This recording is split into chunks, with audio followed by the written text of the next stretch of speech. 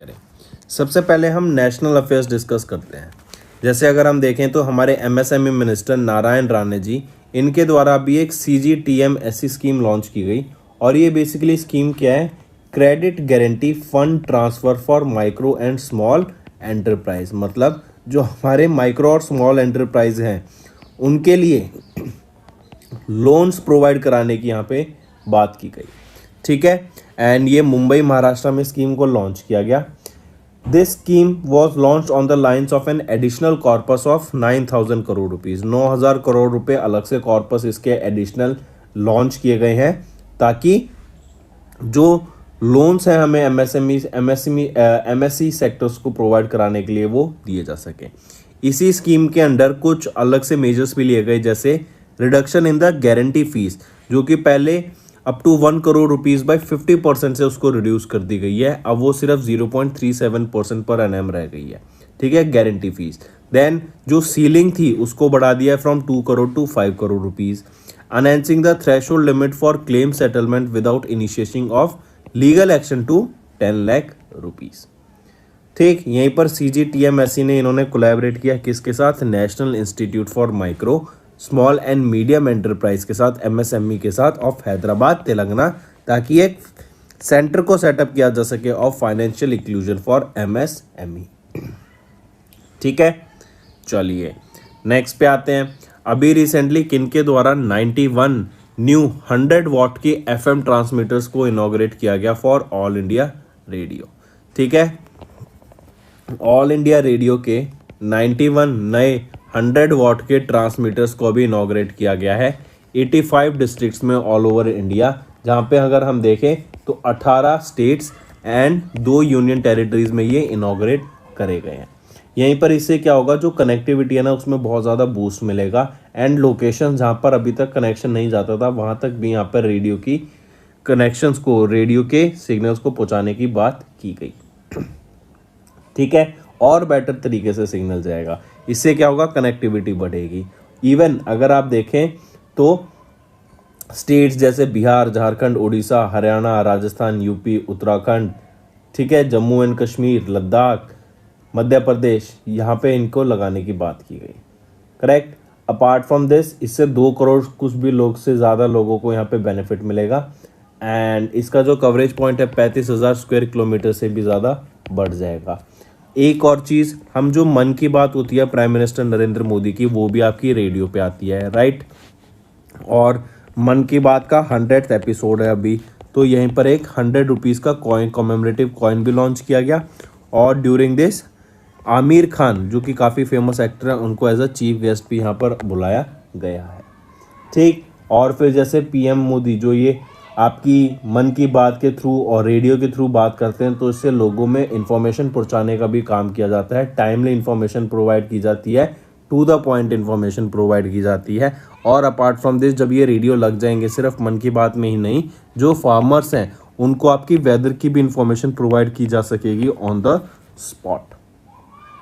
ठीक है, चलिए नेक्स्ट पे आते हैं। तो यहाँ पे करेक्ट ऑप्शन हो गया नरेंद्र मोदी जी के द्वारा 91 न्यू 100 वॉट के FM ट्रांसमीटर्स को ऑल इंडिया रेडियो के रिसेंटली इनॉग्रेट करा गया।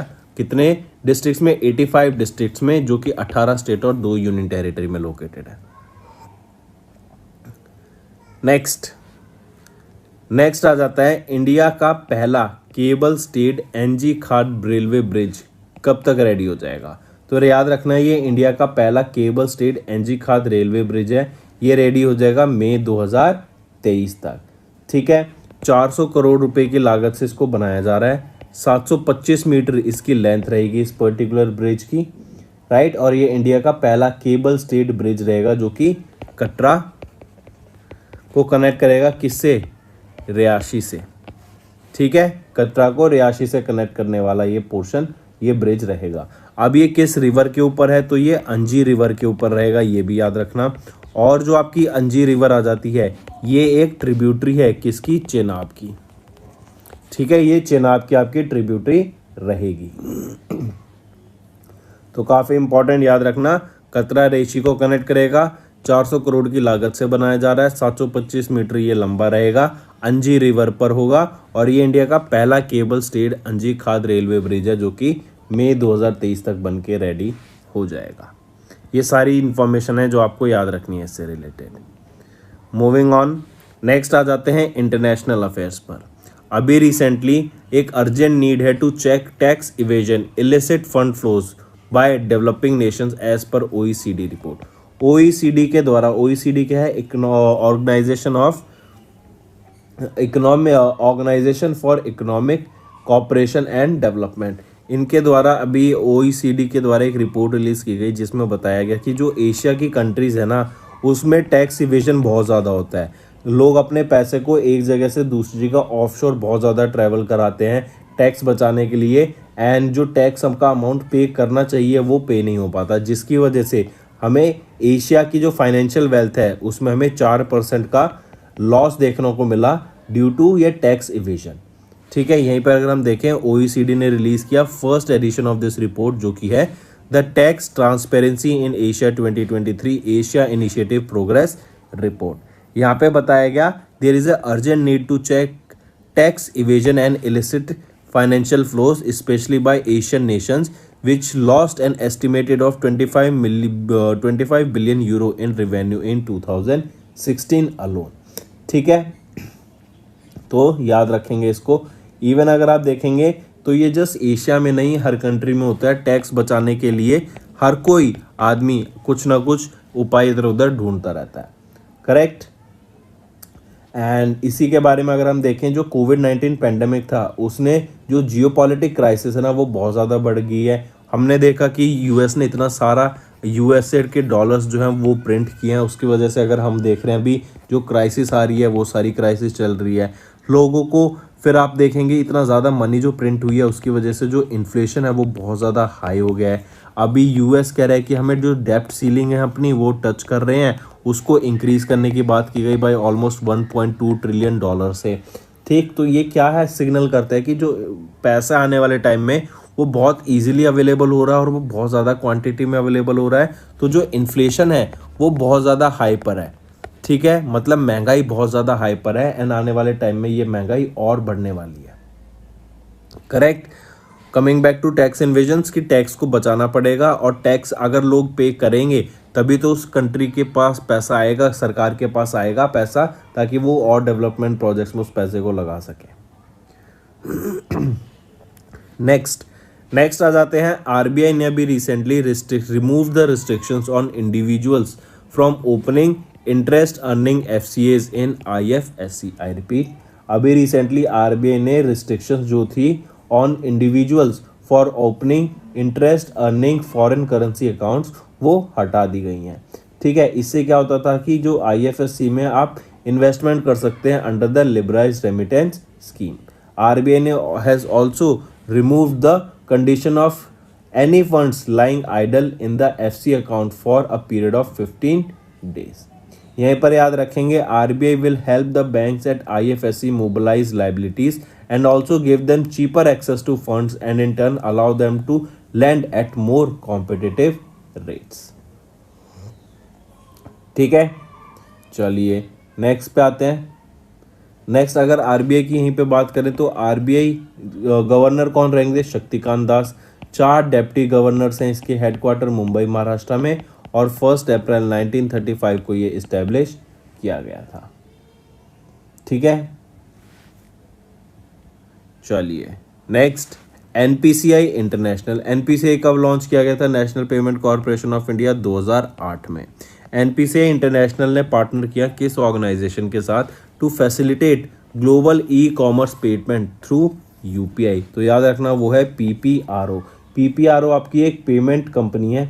ठीक है, ये इन्होंने अभी किसके साथ टाई अप किया? एनपीसीआई के साथ। ठीक है, ये पेमेंट इंफ्रास्ट्रक्चर या digital payment infrastructure provider company है पीपीआरओ, जो कि अभी हेल्प करेगी in global e commerce payments through UPI. UPI की मदद से आपकी ग्लोबल पेमेंट्स में आपका यूज़ किया जाएगा। ठीक है, इंटीग्रेट किया जाएगा यूपीआई को in the PPROs digital payment infrastructure, जो कि एक सिंगल कनेक्शन के थ्रू होगा। और हम जानते हैं यूपीआई में क्या होता है, एक बैंक अकाउंट से दूसरे बैंक अकाउंट में पैसा डायरेक्टली ट्रांसफ़र हो जाता है विदाउट एनी मीडिएटर। तो सिमिलरली यहाँ पर PPRO ये UPI की फैसिलिटी यूज़ करेगी to incorporate into global e-commerce payment, right. यहीं पे याद रखेंगे इंडिया की जो ई-कॉमर्स मार्केट है, it is expected to reach an estimated of $111 billion next year तक, एंड ये ऑलमोस्ट डबल हो जाएगी टू $200 बिलियन बाय 2026। ठीक है। PPRO की अगर मैं बात करूं, ये क्या है, एक फिनटेक कंपनी है जो डिजिटल पेमेंट इंफ्रास्ट्रक्चर प्रोवाइड करती है टू बिजनेसेस एंड बैंक्स। और यहीं पे अगर मैं CEO की बात करूं तो कौन रहेंगे, सिमोन ब्लैक, और हेडक्वार्टर कहाँ रहेगा इसका, लंदन UK में। ठीक, तो ये चीज़ याद रखेंगे। नेक्स्ट पे आ जाते हैं। नेक्स्ट हम बात करते हैं रेजर पे। रेजर पे ने अभी किस ऑर्गेनाइजेशन के साथ जॉइन हैंड्स किए to offer payment reconciliation service. Payment reconciliation service के लिए अभी रेजर पे ने किसके साथ टाई अप किया, ONDC के साथ। ONDC क्या है, ओपन नेटवर्क डिजिटल कॉमर्स। ये बेसिकली क्या है, ये किसके द्वारा बनाई गई, DPIIT के द्वारा इसको डेवलप किया गया। इसका काम क्या है, बेसिकली एक alternate internet shopping portal provide करना कि लोग यहाँ पे शॉपिंग कर सकें, और यहाँ पर आपके वेरियस आर्टिशंस और अलग अलग ब्रांड्स के अलग अलग आर्टिशंस के जो छोटे MSME प्लेयर्स हैं उनके भी यहाँ पे प्रोडक्ट्स को लिस्ट किया गया है। तो अब इससे होगा क्या, रेजर पे ने ONDC के साथ टाई अप किया, और रेजर पे वो पहला पेमेंट गेटवे बन गया जिन्होंने payment reconciliation service for network participants launch किया, both for buyers, sellers and logistics partners, और ONDC पे इसको लॉन्च किया गया। तो डायरेक्ट क्वेश्चन आ जाएगा कि पेमेंट रिकंसाइलेशन सर्विस किस ऑर्गेनाइजेशन के द्वारा प्रोवाइड की गई, तो रेजर पे ने ONDC के साथ मिलकर ये पेमेंट रिकंसाइलेशन सर्विस को प्रोवाइड किया। इससे क्या होगा, जो भी पेमेंट्स होंगी ना ऑफ नेटवर्क पार्टिसिपेंट्स वो इजीली सेटल्ड हो जाएंगी, और एक सीमलेस एंड एफिशिएंट वे में ये आपकी पेमेंट सेटल होंगी। ठीक है, टाइमली सेटलमेंट होगा, इजी पेमेंट होगा, सक्सेसफुल पेमेंट होगा, सेफली पेमेंट होगा। ठीक है, और जो तरीके से डाटा सेव किया जाएगा वो भी एफिशिएंट वे में किया जाएगा। तो इसीलिए इन दोनों के बीच में भी ये टाई अप हमें देखने को मिला। रेजर पे की बात करूं तो मैनेजिंग डायरेक्टर एंड को फाउंडर यहाँ पे कौन रहेंगे, शशांक कुमार। हेडक्वार्टर बेंगलोर कर्नाटका में रहेगा, और 2014 में इसको इस्टेब्लिश किया गया था। करेक्ट। चलिए नेक्स्ट पे आते हैं। नेक्स्ट है रेडिंगटन एंड SBI ने पार्टनर किया to offer solar loans of up to 5 crore rupees. 5 crore रुपए तक का सोलर लोन प्रोवाइड करने की यहाँ पे बात करी गई, at an interest link to rates that the bank charges at its customers.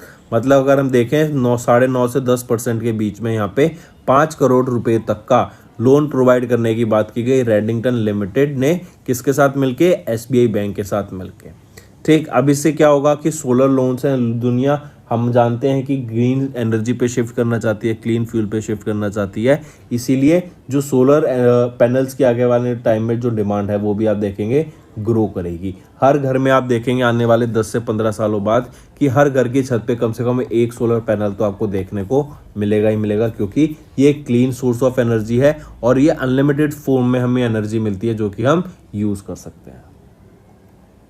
चलिए, which became the India 6th largest company. India की 6ठी लार्जेस्ट कंपनी कौन सी बन गई है? पहली कंपनी से स्टार्ट करते हैं। सबसे पहले आ जाता है रिलायंस इंडस्ट्रीज लिमिटेड। इनकी जो नेटवर्थ है 16.07 लाख करोड़ रुपीस रहेगी। फिर सेकंड पोजीशन पे आ जाता है TCS। इनकी जो टोटल वेल्थ आ जाती है वो है 11.62 लाख करोड़ रुपीस। TCS के बाद आ जाता है HDFC बैंक।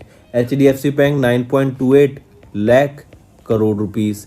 फिर HDFC के बाद ICICI बैंक, इनकी आ जाती है 4th पोजीशन पे with 6.38 lakh crore rupees. ICICI के बाद हिंदुस्तान यूनिलीवर लिमिटेड, इनकी आ जाती है 5.85 लाख करोड़ रुपीस। ठीक, ये तो हो गई 5 कंपनी। अब हमसे पूछा जा रहा है which is the 6th largest company, तो वो बन गई है ITC। ITC आपकी 6ठी लार्जेस्ट कंपनी बन गई है और इन्होंने इन्फोसिस को रिप्लेस कर दिया है to become the 7th largest company. और ITC 5th लार्जेस्ट कंपनी बन गई है। इनकी जो वैल्यूएशन है वो है 5.11 लाख करोड़ की, और इन्फोसिस की आ जाती है 5.08 लाख करोड़ की। यहीं पे अगर मैं ITC लिमिटेड की बात करूं तो चेयरमैन एंड मैनेजिंग डायरेक्टर कौन रहेंगे? संजीव पुरी, हेडक्वार्टर कोलकाता वेस्ट बंगाल में रहेगा।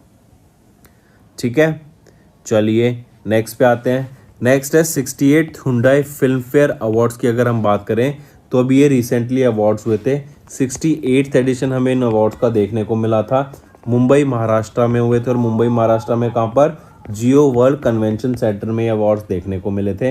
एंड अभी ये रिसेंटली प्रेजेंट किए गए थे Maharashtra tourism along with the Filmfare awards के। The Filmfare awards were presented in collaboration with Maharashtra tourism and government of Maharashtra.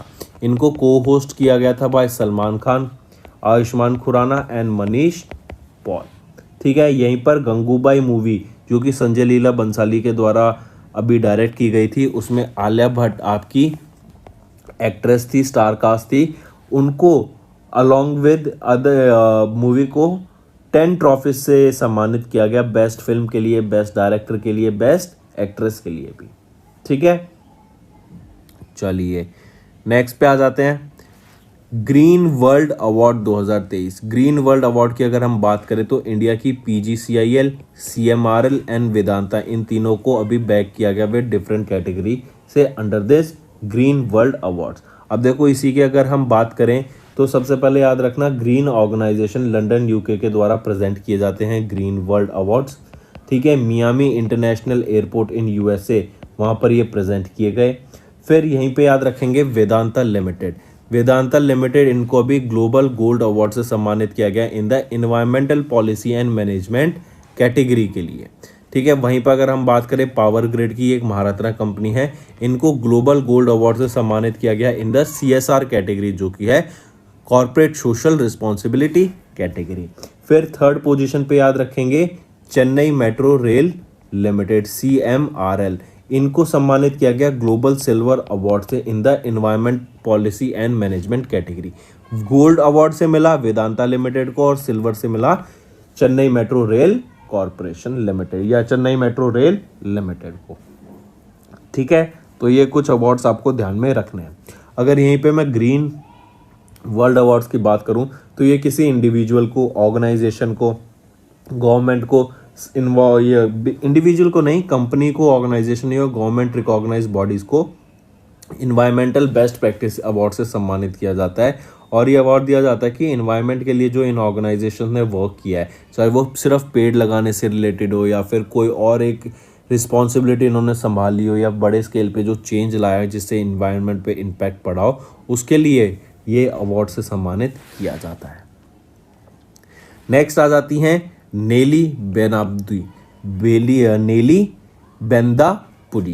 नेली बेंदापुरी, इन्होंने भी रिसेंटली 2023 का इमिग्रेंट अचीवमेंट अवार्ड से इनको सम्मानित करा गया। आई रिपीट, नेली बेंदापुरी, अगर हम इनकी बात करें, ये 59 ईयर ओल्ड हैं। ये प्रेसिडेंट है पेंसिल्वेनिया यूनिवर्सिटी ऑफ USA की। एंड ये इनका जन्म हुआ था कहाँ पर, विशाखापट्टनम, आंध्र प्रदेश में। And then she move to US in 1986 ताकि अपने doctoral studies in the university of Kansas पूरी कर सके। और इन्हीं को, नेली बेंदापुरी को, अभी रिसेंटली 2023 के इमिग्रेंट अचीवमेंट अवार्ड से भी सम्मानित करा गया है। ठीक है, चलिए नेक्स्ट पे आते हैं। फिर बात करते हैं वोडाफोन की। वोडाफोन ने अभी रिसेंटली किनको अपना इंटर्म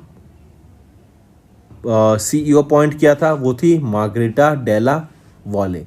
ठीक है, इनको पहले इंटर्म CEO अपॉइंट किया गया, ये पहले CFO थी और फिर इनको इंटर्म CEO बनाया गया और अब इनको परमानेंट CEO बना दिया गया है वोडाफोन का। और ये पहली ऐसी फीमेल बनी है जो कि परमानेंट CEO बनी है of Vodafone. I repeat, Vodafone group ने, जो कि एक ब्रिटिश मल्टीनेशनल टेलीकम्युनिकेशन कंपनी है, इन्होंने मार्गरेटा डेला वॉले को, जो कि ये इनको CEO अपॉइंट किया गया, जो कि पहले CFO थी। ठीक है, फिर CFO थी, फिर इंटर्म CEO बनाया गया और अब उनको परमानेंट CEO बनाया गया है ऑफ वोडाफोन। ठीक है, ये रिप्लेस किनको कर रही हैं, निक रीड को। इन्होंने स्टेप डाउन कर दिया था और इनके स्टेप डाउन करने के बाद ही इनको इंटर्म CEO बनाया गया था और फिर इनको परमानेंट CEO बना दिया गया है। Next, who has been appointed as the chairman and managing director of Bharat Dynamics limited, वो हैं A माधव राव। A माधव राव जी को अभी recently chairman and managing director appoint किया गया भारत डायनेमिक लिमिटेड का। आप इनको पिक्चर में देख सकते हैं, डायरेक्ट क्वेश्चन पूछा जाएगा। Next, scientist and orator doctor N Gopalakrishnan, इनका रिसेंटली निधन हो गया। 60 एज की उम्र में इनका निधन हुआ इन केरला। नवंबर 1955 में ही इनका जन्म हुआ था केरला में ही, और ये CSIR के department structural engineering research centre से एसोसिएटेड है in 1987। Then he move to advance seismic testing and research laboratory, जो कि अर्थक्वेक इंजीनियरिंग डिवीजन है of CSIR SCRC Chennai Tamil Nadu में। Then he also served as the director of central building research institute, as well as इन्होंने co-author किए हैं 61 international and national journal publications को। Bharat Dynamics limited की बात करूँ तो हैदराबाद तेलंगाना में इनका हेडक्वार्टर रहेगा। 1970 में ये इस्टेब्लिश किया गया था, और चेयरमैन एंड मैनेजिंग डायरेक्टर कौन रहेंगे? सिद्धार्थ मिश्रा। चलिए नेक्स्ट पे आते हैं। When do we observe the World Day for Safety and Health at Work? मतलब जब आप काम करने जाते हैं, अगर आपने देखा होगा फैक्ट्रीज में, तो जो लेबर्स होती हैं उनकी सेफ्टी की बात की जाती है। सेफ्टी चेक्स होते हैं, आपके जो कुछ सेफ्टी के स्टैंडर्ड्स होते हैं वो पूरे होने चाहिए, ठीक है, वरना आप पे फाइन भी लग सकता है। तो इसीलिए ध्यान रखेंगे, world day for safety and health observe किया जाता है एट वर्क। और कब ऑब्जर्व किया जाता है? ये 28 अप्रैल को ये डे ऑब्जर्व किया जाता है, ताकि जो एक्सीडेंट्स होते हैं उनको, जो ऑक्यूपेशनल एक्सीडेंट्स होते हैं, जो डिजीज़ होती हैं, उनको रोका जा सके, उनको प्रिवेंट किया जा सके। फॉर एग्जांपल अगर हम माइनर्स की बात करें तो वो धूल डस्ट में रहते हैं, तो उनको वहाँ पे प्रॉपर हेल्थ इंश्योरेंस प्रोवाइड कराना, ठीक है, उनकी हेल्थ का ध्यान रखना, तो वो एक पूरा चेक होता है, ठीक है, कि लोगों का एक गलत फ़ायदा ना उठाया जा सके, क्योंकि जो आपके वर्कर्स होते हैं इनको इतना ज़्यादा अवेयरनेस तो होती नहीं, तो इनका गलत फ़ायदा बहुत पहले उठाया जाता था, ठीक। तो अब उसको कंट्रोल करने के लिए, कि ऐसा ना हो, उनको अपने राइट्स के बारे में अवेयरनेस कराने के लिए ही हम world day for safety and health observe करते हैं एट वर्क ऑन 28 अप्रैल। फिर यहीं पे इसकी एक थीम याद रखेंगे आप सब, वो है अ सेफ। थीम क्या है? A safe and healthy working environment as a fundamental principle and right at work. ये थीम है, आपको याद रखनी है। और पहली बार ये डे कब ऑब्जर्व किया गया था? 2003 में इस डे को पहली बार ऑब्जर्व किया गया था। अगर मैं ILO की बात करूं, क्योंकि लेबर्स की बात हुई है, तो इंटरनेशनल लेबर ऑर्गेनाइजेशन की मैं बात करूं तो डायरेक्टर जनरल कौन रहेंगे? गिलबर्ट वांगबो। हेडक्वार्टर कहां पर है? जिनेवा स्विट्जरलैंड में, और 1919 में इसको इस्टेब्लिश किया गया था। नेक्स्ट आ जाता है मणिपुर। इनके द्वारा 132nd खोंगजोम डे ऑब्जर्व किया गया 23 अप्रैल को। ये जो खोंगजोम डे है ना, ये ऑब्जर्व किया जाता है क्योंकि ये खोंगजोम वॉर में जिन लोगों की डेथ हुई थी फ्रॉम मणिपुर, उनको ऑब्जर्व किया जाता है, उनकी रिमेम्बरेंस के लिए, ठीक है, उनकी रिमेम्बरेंस के लिए। और ये जो आपकी बैटल ऑफ खोंगजोम है, इसी को एंग्लो मणिपुर वॉर भी कहा जाता है। 1891 में ये वॉर ऑब्जर्व हुई थी, ठीक है। और 2023 में 132वां ऑब्जर्वेंस था ऑफ द खोंगजोम डे। और ये डे किसके द्वारा? मणिपुर के द्वारा ऑब्जर्व किया जाता है। नेक्स्ट आ जाता है 37th bureau of civil aviation raising day. ये आपका कब? 27 अप्रैल को ऑब्जर्व किया जाता है। 37th raising day new Delhi में ऑब्जर्व किया गया। कौन सा? सिविल एविएशन रेजिंग डे, और ये 37th रेजिंग डे था, ठीक है। इंपॉर्टेंट, इसको मार्क करेंगे। तो दोस्तों ये थे हमारे आज के इंपॉर्टेंट करंट अफेयर्स। अब आ जाते हैं क्विक रिवीजन पे। MSME मिनिस्टर नारायण राणे ने लॉन्च किया revamped CGT MSc scheme. Prime minister Narendra Modi ने इनॉग्रेट किया 91 न्यू 100 वॉट के FM transmitters of All India Radio. India की पहली cable stayed Anji Khad railway bridge will be ready in May 2023। Urgent need to check tax evasion illicit fund flows by developing nations as per OECD रिपोर्ट। RBI ने remove किया restrictions on individuals from opening interest earning foreign currency accounts in IFSCs। NPCI international ने partner किया PPRO के साथ to facilitate global e-commerce payment through UPI। Razorpay इन्होंने ONDC के साथ जॉइन हैंड्स किया to offer payment reconciliation service. Then Redington and SBI ने partner किया कि हम सोलर लोन्स प्रोवाइड करेंगे अप टू 5 करोड़ रुपीज़, और 9.5 से लेकर 10% के बीच में यहाँ पे इंटरेस्ट रहेगा। ITC ने ओवरटेक किया इन्फोसिस को to become the 6th largest company, and Reliance India Limited इन्होंने यहाँ पे टॉप किया। Then 68 Hyundai Filmfare awards की बात करें तो इन्होंने complete the list of the winners of Filmfare, ये आप देख सकते हैं ऑनलाइन। ग्रीन वर्ल्ड अवार्ड्स की बात करें तो इंडिया की PG, CIL, CMRL and Vedanta, इन तीनों ने यहाँ पे डिफरेंट कैटेगरीज में अवार्ड जीता। नीली बेंदापुडी, इनको 2023 के इमिग्रेंट अचीवमेंट अवार्ड से सम्मानित किया गया। वोडाफोन ने अपॉइंट किया मैग्रिटा डेला वॉले को एज द परमानेंट सीईओ, पहले ये सीएफओ थी, फिर ये इंटर्म सीईओ बनी और अब ये परमानेंट सीईओ बन गई और ये पहली वीमेन परमानेंट सीईओ हैं of Vodafone. A Madhav Rao, इनको सिलेक्ट किया गया as the chairman and managing director of Bharat Dynamics Limited. Scientist and orator doctor N Gopalakrishnan, इनका निधन हो गया। World day for safety and health at work कब ऑब्जर्व किया जाता है? 28 अप्रैल को। मणिपुर के द्वारा ऑब्जर्व किया गया 132nd खोंगजोम डे 23 अप्रैल को। And 37th bureau of civil aviation raising day, ये भी आपका 27 अप्रैल को ऑब्जर्व किया जाता है। तो दोस्तों ये तो थे हमारे आज के इंपॉर्टेंट करंट अफेयर्स। अब आ जाते हैं रिवीजन पार्ट पे। जैसे international girls in ICT day कब ऑब्जर्व किया जाता है? 27 अप्रैल को। आईसीटी क्या होता है? Information and communication in technology. Then boxing champion and Padmashri awardee Kaur Singh, इनका रिसेंटली निधन हो गया, आप इनको पिक्चर में देख सकते हैं। 74 की एज में कुरुक्षेत्र हरियाणा में इनका निधन हो गया। देन जैपनीज स्टार्टअप आईस्पेस, इनके द्वारा एक लैंडर लॉन्च किया गया था हकुटो आर के नाम से और ये मून पे लैंड करने वाला था, लेकिन ये एक फेलियर मिशन रहा। अगर ये पास हो जाता तो ये फर्स्ट प्राइवेट एंटिटी बन जाती ispace to lander on the surface of moon, और ये जापान के लिए भी फर्स्ट ऑफ इट्स पहली चीज़ होती। देन याद रखेंगे जो हकुटो आर मिशन है इसको स्पेसएक्स रॉकेट से लॉन्च किया गया था from Cape Canaveral Florida USA, but ये एक फेल मिशन रहा। नेक्स्ट RINL, ये है राष्ट्रीय इस्पात निगम लिमिटेड, इनको मिनिस्ट्री ऑफ स्टील के इस्पात राजभाषा सम्मान 2021-22 अवार्ड से सम्मानित करा गया। नेक्स्ट आ जाते हैं यूनियन मिनिस्टर अमित शाह, इनके द्वारा लॉन्च किया गया वर्ल्ड का पहला नैनो DAP जो कि डेवलप किया गया है इफ्को के द्वारा। ये नैनो जो DAP है लिक्विड फॉर्मेट में रहेगा, 600 रुपये पर बॉटल इसका प्राइस रहेगा और 500 mg की ये आपकी बॉटल रहेगी, ठीक है, 500 मिलीलीटर की, ठीक है, ये बॉटल रहेगी। नेक्स्ट आ जाता है आपका फिर यूनियन मिनिस्टर निर्मला सीतारमण के द्वारा अप्रूव किया गया नवरत्न स्टेटस टू रेल विकास निगम। तो दोस्तों ये हो गए हमारे रिवीजन के करंट अफेयर्स भी। अब आ जाते हैं आपके होमवर्क पर। पहला, which case is famous for the definition of basic structure of the Indian constitution. दूसरा, what is the theme of UNESCO on the world book day 2023।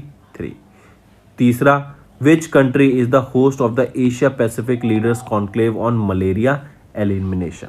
तो ये 3 आपके होमवर्क क्वेश्चंस रहेंगे फ्रेंड। आई होप आपको session पसंद आया तो video को लाइक कर दें और कमेंट करके ज़रूर बताएं कि आप सबके क्या व्यूज़ हैं।